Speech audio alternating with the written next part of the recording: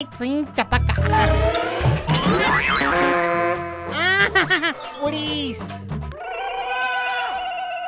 ಉಡೀಸ್, ನಾನು ವೈರಸ್. ಈಗ ನನ್ನ ಜೊತೆಲಿದ್ದಾರೆ ನಮ್ಮ ಪರ್ಮನೆಂಟ್ ಗೆಸ್ಟ್ CM ಸಿದ್ದು ಅವರು.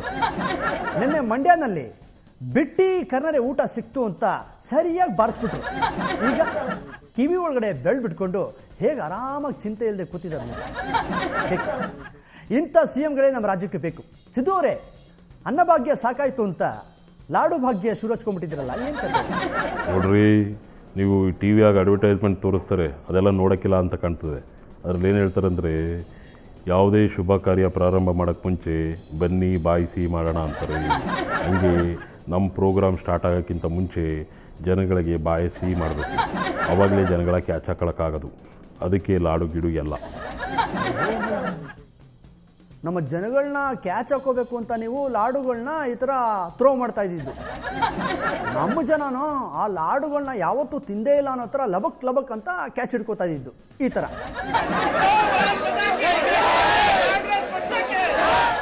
ಸೂಪರ್. ನೋಡಿ ನೋಡಿ, ನೀವು ಥ್ರೋ ಮಾಡ್ತಿರೋ ಲಾಡುನ ಕ್ಯಾಚ್ ಹಿಡಿಯೋದಕ್ಕೆ ನಮ್ಮ ಜನ ಯಾವ ರೇಂಜಲ್ಲಿ ಕಷ್ಟಪಡ್ತಾ ಇದ್ದಾರೆ ಅಂತ. ತಲೆಗಿಲ್ ಕೆಟ್ಟೈತೇನ್ರಿ ನಿಮಗೆ? ಕರೆಕ್ಟಾಗಿ ನೋಡಿ, ನಾವು ಕೊಡ್ತಾ ಇರೋ ಲಾಡ್ಗಳನ್ನ ಜನಗಳು ಯಾವ ರೇಂಜ್ಗೆ ಇಷ್ಟಪಡ್ತಾವ್ರೆ ಅಂತ.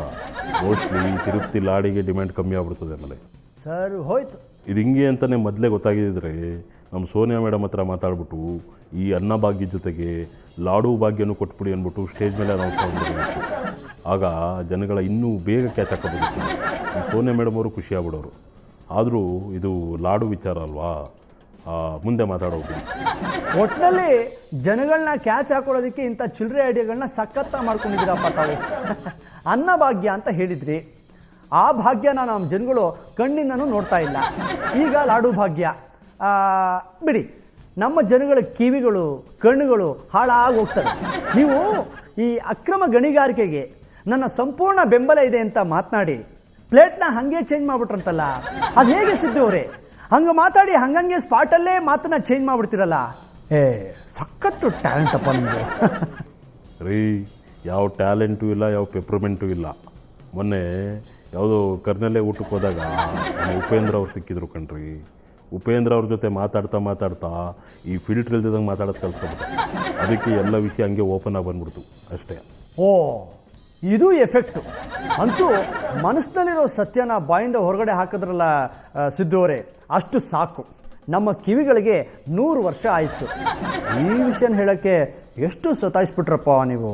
ರೀ, ಆಮೇಲೆ ಚೇಂಜ್ ಮಾಡಲಿಲ್ವಲ್ರಿ ನಾನು ನನ್ನ ಮಾತನ್ನ. ಅಕ್ರಮ ಗಣಿಗಾರಿಕೆಗೆ ನನ್ನ ವಿರೋಧ ಇದೆ. ಈಗಲೂ ಹೇಳ್ತಾ ಇದ್ದೀನಿ, ತಿಳ್ಕೊಳ್ಳಿ. ಅಕ್ರಮ ಗಣಿಗಾರಿಕೆಗೆ ನನ್ನ ವಿರೋಧ ಇದೆ. ಅದೇನ್ರಿ ನೀವು ಮೀಡಿಯಾದವರು ಯಾವಾಗಲೂ ಒಂದು ಸಲ ಒಂದು ಸಣ್ಣ ತಪ್ಪಾಗ್ಬಿಟ್ರೆ ಜೂಮ್ ಮೇಲೆ ಜೂಮ್ ಹಾಕಿ ಅದನ್ನೇ ತೋರಿಸ್ತೀರಾ ಅಂದ್ಬಿಟ್ಟು ಇದೆಲ್ಲ ತೋರಿಸ್ಬಾರ್ದು ಕಣ್ರಿ ನೀವು. ನಮ್ಮ ವ್ಯಾಲ್ಯೂ ಕಮ್ಮಿ ಆಗ್ಬಿಡ್ತದೆ, ಅರ್ಥ ಮಾಡ್ಕೊಳ್ಳಿ. ಆಲ್ರೆಡಿ ನಿಮ್ಮ ವ್ಯಾಲ್ಯೂ ಏನು ಅಂತ ನಮ್ಮ ಜನಗಳಿಗೆ ಗೊತ್ತು ಬಿಡಿಪ್ಪ. ಮತ್ತೆ ನೆನಪು ಮಾಡಿದ್ರೆ ನಮ್ಮ ಜನಗಳು ರೊಚ್ಚಿಗೆದ್ದು ಬಿಡ್ತಾರೆ. ಆಮೇಲೆ ಉಪೇಂದ್ರ ಅವ್ರ ಹತ್ರ ಏನೋ ಮಾತಾಡಿದೆ ಅಂತ ಹೇಳಿದ್ರಲ್ಲ, ಏನಂದ್ರು ನಮ್ಮ ರೀಲ್ CM? ನಿಮಗೆ ಚೆನ್ನಾಗಿ ಬುದ್ಧಿ ಹೇಳಿ ಕಳಿಸಿದ್ರ? ನೋಡ್ರಿ, ಈ ಬುದ್ಧಿವಂತರ ಹತ್ರ ಬುದ್ಧಿ ಹೇಳಿಸ್ಕೊಬಾರ್ದು ಕಣ್ರಿ.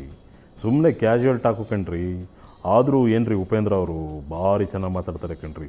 ಸಿಕ್ಕಾಪಟ್ಟೆ ಕ್ಲಾಸ್ ತಗೊಬಿಟ್ರು ನನಗೆ. ಸಣ್ಣ ಪುಟ್ಟ ಆಸೆಗಳಿದೆ, ಅವನ್ನೆಲ್ಲ ಕಳ್ಕೊಂಡು ಒಂದು ಸನ್ಯಾಸಿ ಥರ ಇಲ್ಲಿಗೆ ಬರಬೇಕು ಅಂತ ಆಸೆ ಅಷ್ಟೇ. ಸನ್ಯಾಸಿಗಳಿಗೆಲ್ಲ ಟಿಕೆಟ್ ಕೊಡೋಕ್ಕಾಯ್ತದೇನ್ರಿ?